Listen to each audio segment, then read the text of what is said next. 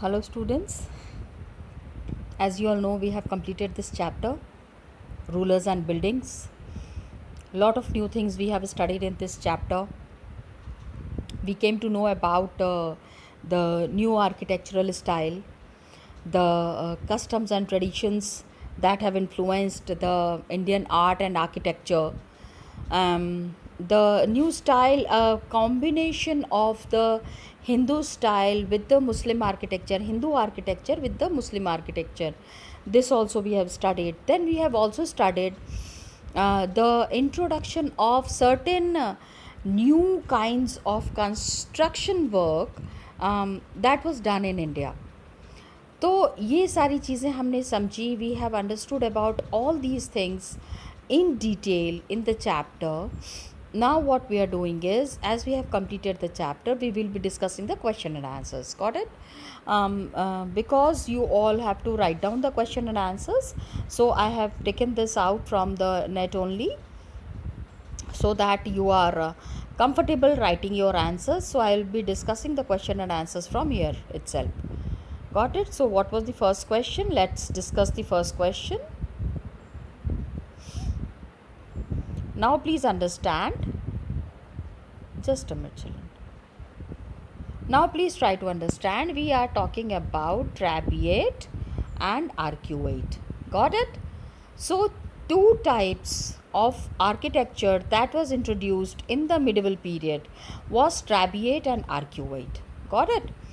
So trabeate, I will make it. मैंने आपको I have made the diagram and I have explained it to you, but again I am explaining it. This kind of two columns were there, vertical columns.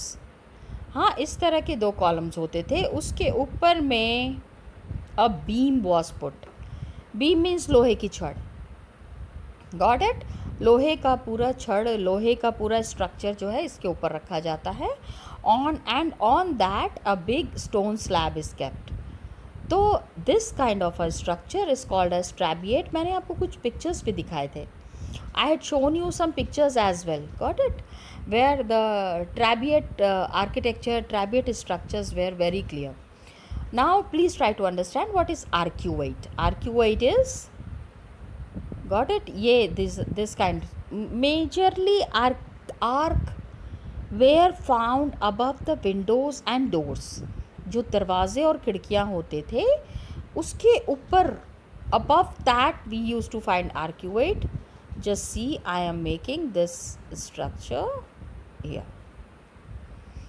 ये जो हुआ, ये इसको not necessarily it would be of this type. arcuate में क्या होता था, ऐसे करके ये ऐसे हो जाता था. arc, got it? दरवाज़ा है, खिड़की है, big gate is here and arc is here. The whole building is resting on this arc. इस आर्क के ऊपर बाकी का स्ट्रक्चर जो है वो बहुत आराम से it used to rest on this arc. तो that gave a proper support to the windows and the doors. Got it? That's why it was called as arcuate.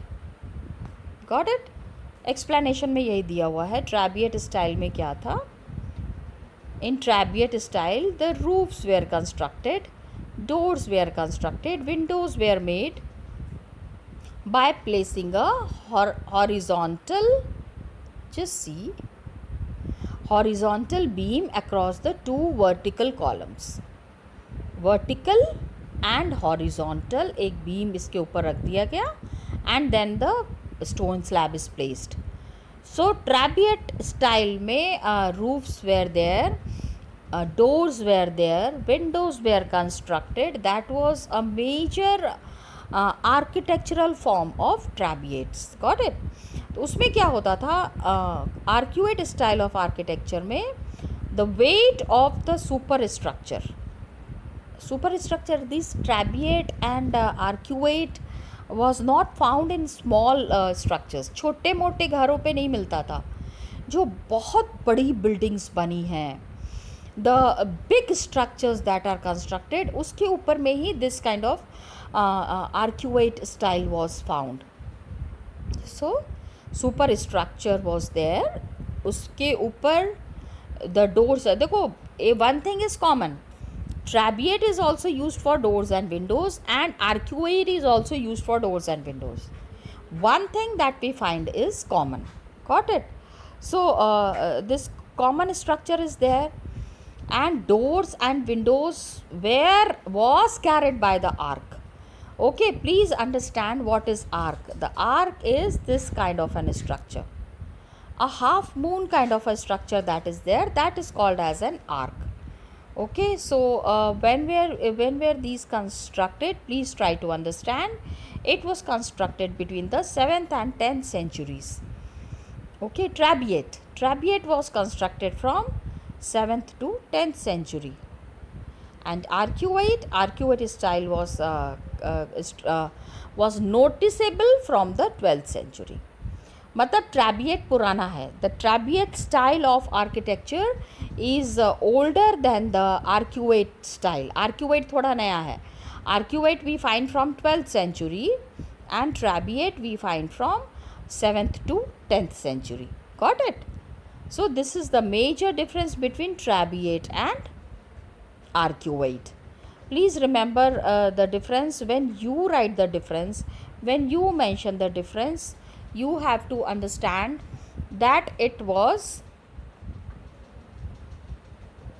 how old it was.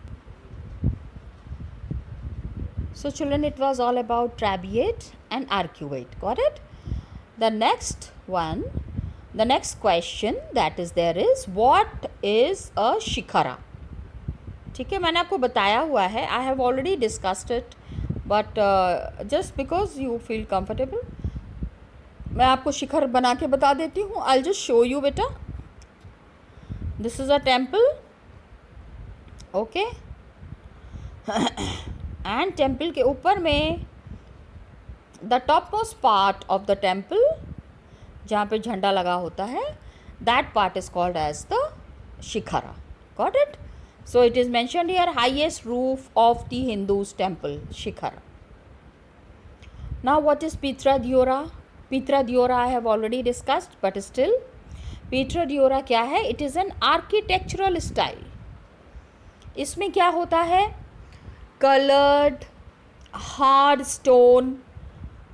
ठीक है, बहुत मतलब हीरे जवाहरात जिसको कहते हैं, the colored and the hard stones that are there are placed. जैसे कि marble is there. Marble में one structure is there. Marble में सपोज ये इस तरह का फूल बना दिया, एंड इसके बीच में they put some precious stones are engraved on this. इसको भर दिया है प्रेशियस स्टोन से. हाँ, ये रेड कलर का, अभी जैसे कि I just show you. Okay, just see here it is पन्ना एक हरे रंग का पत्थर होता है. ऐसा स्ट्रक्चर बना के इसके अंदर पन्ना भर दिया. वो उतना ही कटाई करनी पड़ेगी. They have to cut the stones in the form it is there here. ठीक है, वो जो आर्किटेक्चर है that has to be engraved here on this. Got it? तो इट इज़ डिप्रेशन मतलब कि जैसे if the stone is there, उसके बीच में art is made, art work is done in between. Got it? So when the art work is done in between, तो it has to be filled with some colored stones. Okay, so this kind of filling with the colored stones was called as Pitra Diora. Marble पे और sandstone पे beautiful patterns were made. Got it? Beautiful ornate patterns. Ornate means one that something that is very unique. हर जगह आपको नहीं मिलता. You don't get it everywhere. Got it? So this kind of ornate patterns were made. Next question क्या है बच्चों? What are the elements of a Mughal Chahar Bagh garden? Got it? Remember Chahar Bagh garden? A rectangular shape is there. मतलब rectangular shape की ज़मीन है, उस पर it is divided into 4 parts. Chahar Bagh. तो यहाँ पे some other flower is there, here some different flowers are here some different flowers are here. तो the whole part that is divided into 4 parts, एक बार ही जब देखेंगे, when we see it at one time, we find different kind of flowers grown at the same place. Got it? It's divided into 4 parts, and it is showing it is different beautiful flowers are grown in these places. Got it?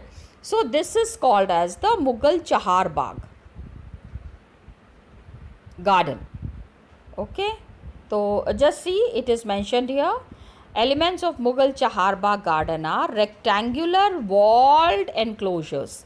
Rectangular दीवारें खड़ी कर दी गई हैं, walled enclose, छोटी छोटी दीवारें. सो ऐसा नहीं है कि सबसे छुपा के ना, मतलब गार्डन है तो गार्डन तो सबके देखने के लिए ही है. So such gardens have been constructed, rectangular walled enclosures are there, and the quarter is divided by artificial channels. और इसके बीच में पानी बहता है. Water is flowing in between. Got it? So water, beautiful, I mean ऐसा लगेगा जैसे झरना बह रहा है. In between, water is flowing in these channels. So that's why it was called as walled enclosure and divided into 4 quarters by artificial channel. 4 quarters में जो हैं artificial channel of waters ये बनाया गया है. इसके बीच में these kind of structures are there where water is flowing. So this is called as, and this is an architectural piece which is where water is flowing, and then we have gardens at these places. Got it? Now I hope the Chahar Bagh thing is clear to you. How did a temple communicate the importance of a king? Temple जो है, the temples that are constructed, how do we come to know about the importance of the king? King का importance in temples हमको कैसे पता चल रहा है? Because when the temples are constructed, देखो ये यहाँ पे क्या बताया गया है. Temple communicate the importance of a king because as big the temple is, जितना बड़ा temple होगा उतना powerful king is there. I mean the kings used to show off their power. The kings used to exhibit their power. ठीक है, पूरी दुनिया को kings used to show off their power.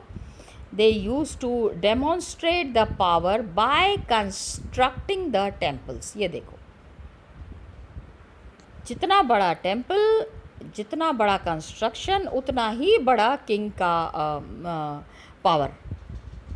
That's why the kings made it very sure that they construct big temples. Okay, and when they used to construct the temple, now when these kings used to construct temple, everybody felt like a god is there. मतलब king है, उन्होंने god को इतना respect किया है. The king also used to receive the respect of the god only. Got it? So the people they took the king's name, they worshipped him like a god and took the god's name, and because it was very auspicious, and king also used to say कि इतना अच्छा खूबसूरत temple बनवाया है तो God is with me, भगवान का आशीर्वाद है तभी इतना अच्छा खूबसूरत टेम्पल बना है. तो the king used to show his close relationship with God. Means he always tried to prove by making these beautiful temples that the king has got a close connection with God. And temple was a miniature model of the world. छोटा सा temple, मतलब बड़ा सा temple बना के they used to show कि यही दुनिया है और इसी दुनिया के I am the king and I am the God. तो because of this attitude, because of this idea, what happened, that they worship their deities together in the royal temples. अपने भगवान का बाकी के लोगों के लिए भी ये सारे लोग जो हैं रॉयल टेम्पल्स, मतलब special exclusive temples were built for the kings. ऐसे ऐसे ऐसे मंदिर बनवाए गए जहाँ पे किंग सिर्फ जाते थे. and it seemed as if they brought the just rule of the gods on earth. मतलब कि just rule means न्याय वाला जो उनका तरीका है, इन्होंने जो न्याय का एक वो पूरा एक दे हैव मेड, न्याय वाली सरकार जो इन्होंने बनाई है, इनका जो किंगडम है वहाँ पे किसी के साथ अन्याय नहीं होगा. Everybody will face and everybody will have a very just kind of a living. Got it? So that is what was the major intention of the kings for constructing these temples. तो ये इन्होंने बताया है. अभी शाहजहाँ का दीवाने खास जो है दिल्ली में the Diwane Khas is there, उसमें लिखा हुआ है if there is paradise on earth it is here, it is here, it is here. How was this image created? हाँ, दिल्ली में the Diwane Khas that is there, उसमें अरबिक में it is written. Got it? मतलब कि अगर धरती पे कहीं स्वर्ग है तो अमायस्तु अमायस्तु अमायस्तु, मतलब इसी तरह का कुछ लैंग्वेज है. Right now I am not remembering, but हमारे कॉलेज में हमारे प्रोफेसर ने हमको ये बताया था that the Shahjahan's Diwane Khas is telling that it is like a heaven. जन्नत अगर है तो यही है. तो क्या हुआ, शाहजहाँ के टाइम में so many Mughal architecture was a lot of construction work was done. Trabeate, arcuate, corbelled तो हमने अभी डिस्कस ही नहीं किया. Got it? All these three architectural pieces were combined, fused together in a very harmonious manner. मतलब the colors, the pictures, it used to give a very grand look. ऐसा देख के लगता था कि ऐसा स्ट्रक्चर तो हो ही नहीं सकता. Okay, grand harmonious synthesis was there. तो Shahjahan what did he do? Audience hall were specially constructed. इनका जो मतलब जहाँ पे लोग इनसे आके मिलते थे, where the people use to come and meet Shahjahan, that structure was made to resemble a mosque. एक मस्जिद की तरह इन्होंने इसको बनाया.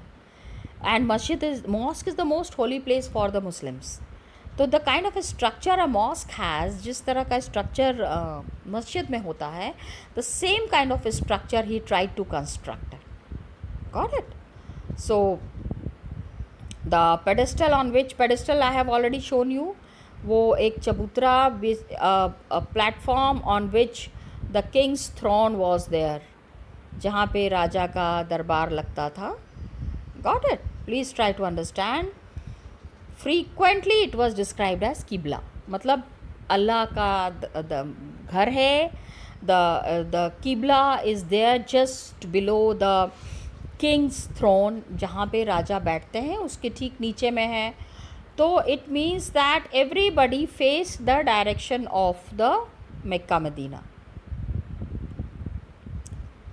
When the court was in session, जैसे कि राजा का दरबार चल रहा है, सारे दरबारी खड़े हुए हैं, common people are there, they are discussing their problems with the king because king was just like a God.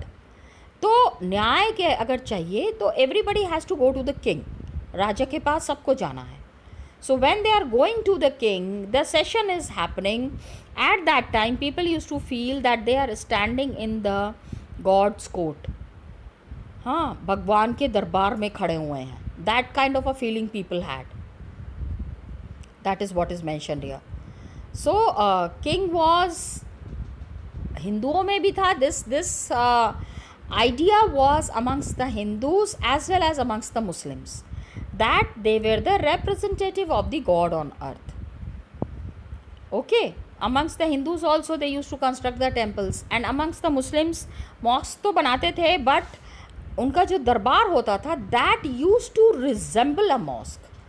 दिखने में ही it used to look like a mosque. मस्जिद नज़र आता था. Where the king is sitting, that was the Qibla. Everybody has to face towards him. Okay, so this was suggested by these architectural features. ये सब architectural features था. So this kind of an image was created. Now what happens? The next question, the Mughal court, what do they suggest? how did the Mughal court suggest that everyone, the rich, the poor, the powerful, weak, सबको न्याय मिलना चाहिए. Everybody should get justice in the Mughal court equally from the emperor. मतलब राजा के पास सबको न्याय मिलना चाहिए. Everybody had got this thing in mind. How? सबसे पहले तो उन्होंने क्या किया, they have made such structures, ऐसा आर्किटेक्चर बनाया, they have incorporated such architectural styles where it was felt that the king's court is the place where justice is done, जहाँ पे लोगों को न्याय मिलता है, किसी के साथ भी अन्याय नहीं होता है. First thing people understood this. And king was the representative of god on earth. King को लोग भगवान मानते थे. Got it? Try to understand कि this we are discussing because this was the major feature in those days that was felt by the people.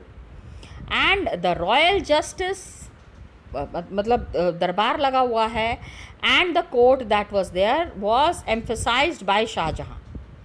Shahjahan has constructed a court in the Red Fort at Delhi. अपना जो दरबार इन्होंने बनाया था, it resembled like a complete mosque where he is sitting and he is dispensing his judgment. अपना न्याय सबको दिखा रहे हैं, अपने न्याय के बारे में सबको बता रहे हैं. तो Pitra Diora was there. Remember, we have already discussed about Pitra Diora. Pitra Diora inlays were there. Emperor के जहाँ पे एम्परर बैठते थे उसके पीछे में मार्बल में पूरा Pitra Diora was there. तो Orpheus was playing the lute. Greek god was also supporting the emperor. वो ये दिखाने की कोशिश कर रहे थे that even the Greek gods are also supporting the emperor. Got it? That was the idea. That was the ideology. So, and then there was the audience hall that was constructed. Audience hall में क्या था? They used to communicate. Audience hall was majorly to communicate, to pass on the message that the king's justice would treat the, मतलब the audience hall means जहाँ पे लोग खड़े होके राजा को सुन रहे हैं. They are listening to the king. Audience hall. ठीक है. दे कम्युनिकेटेड द किंग्स जस्टिस कि राजा के दरबार में किसी के साथ भी अन्याय नहीं हो रहा है. Everybody is getting the due respect in the emperor's court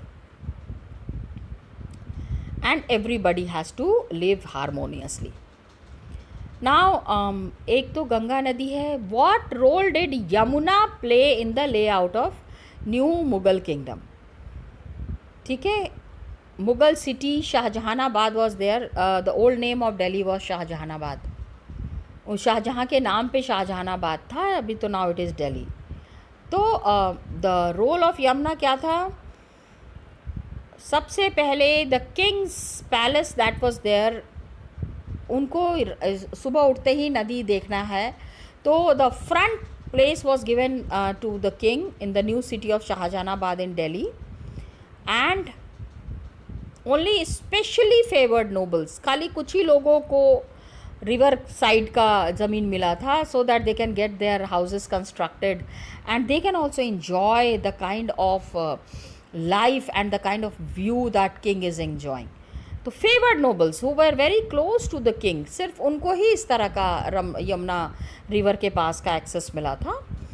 everybody else has to construct their homes away from river Yamuna. Means getting a view of river Yamuna was a matter of privilege. आप खुद ही सोचो ना, सुबह सुबह उठ के आप घर के बाहर खड़े होते हो खिड़की पे, सामने गंगा नदी बह रही है, तो इट इज़ डिफरेंट, दूसरा ही नज़ारा हो जाता है, isn't it? It's very beautiful sight to see. And that happens, river Yamuna. Nobles were controlling by developing architectural forms. बहुत तरीके का the kind of buildings that were constructed. In those buildings, the architectural form was very clearly seen where Yamuna was highlighted. River Yamuna was highlighted. Got it? So, this is there, children. We have discussed all the question and answers that was there in this chapter, rulers and buildings. chapter 5. We have completed this chapter, and now we will be starting the new chapter. Let's begin the new chapter. Okay children, I'll just give you a brief introduction of the new chapter. So children, we completed the chapter rulers and buildings. We just now discussed the question and answers also, and I told you that we will be starting a new chapter. So here I am with the new chapter. The new chapter is from political science. Political science, lot of chapters are there, so we really need to speed up. It's very simple chapter. The chapters are very simple, and this chapter is the one of the most easiest chapters that you will be finding. आपको करने में कोई भी problem नहीं होगी. Rest I'll be explaining it to you definitely. So this is try to understand. This is chapter 4. Chapter 4, Pol Science. We don't call it as civics. Remember, I discussed it with you in one of the classes. Why we don't call it as civics? We don't call it as civics because this is not civics. ये civics नहीं है. Got it? Civics means that was introduced by the Britishers. They said that the Indian people are very uncivilized. Got it? They don't have any civic sense. They don't have any sensible thing. So that's why this was introduced by the Indians. Changed the Indian thinkers, philosophers, historians. They changed the terminology and called it as political science. So this is children political science that we are studying, and we are doing the 4th chapter, growing up as boys and girls. I hope you all are aware that you are might be you are a boy or a girl. Class 7 में है, सारे बच्चे होंगे. तो that is one of the major identities. I am a girl. अभी I am not a girl, अभी I am a woman. तो there are men and there are women. Once upon a time I was girl. तो we know the girls and boys, they always understand, they always think that in the society also people always understand that boys हैं तो ये काम करेंगे, girls हैं तो ये काम करेंगे. It is very clearly segregated that what is the work that boys will do and what is the work that girls will do. Got it? So growing up as boys and girls. So society, we grow up in we know what kind of a behavior is expected from a girl and a boy.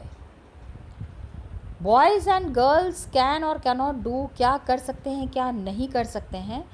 तो is it same everywhere? Boys का काम girls नहीं करेंगे, girls का काम boys नहीं करेंगे. Try to understand what is being said here. Got it? तो the thought process that is there, सोचने का जो तरीका है, क्या हर जगह एक ही जैसा है? Okay. And all the societies, क्या हर सोसाइटी में बॉयज़ एंड गर्ल्स को हम एक ही तरीके से देखते हैं? मीन्स गर्ल्स का काम बॉयज़ नहीं कर पाएंगे एंड बॉयज़ का काम गर्ल्स नहीं करेंगे. तो वी विल ऑल्सो लुक कि what are the different roles assigned to boys and girls. क्या काम दिया जाता है? Boys, what all work they will be doing. Girls, what all work they will be doing. Got it? So different roles are given to boys and girls, and future is decided on the basis of that they will be becoming men or women. Like once upon a time I was a girl, now I am a woman. Okay, you all are small boys and girls. Now after 10 to 15 years you will be becoming man and woman. Okay, so we will be understanding this. What are the values that men need to understand? आदमियों को क्या चीज़ें समझनी है, girls को क्या समझना है, women, why men are treated differently from women, we will be understanding that. And what is the role played by women? क्या काम कर रही हैं औरतें? The role that is played by women, play and work they do are usually valued. ज़्यादातर time whatever work the women are doing, ठीक है, it is valued less, बहुत ज़्यादा उसको इम्पोर्टेंस नहीं देते हैं लोग। लेकिन मेन जो काम कर रहे हैं, the male members whatever work they are doing, they are given more importance. तो ये क्यों है, क्या है, and what do you think it should be changed और not, all these things we will be studying in this chapter. There is inequality between men and women.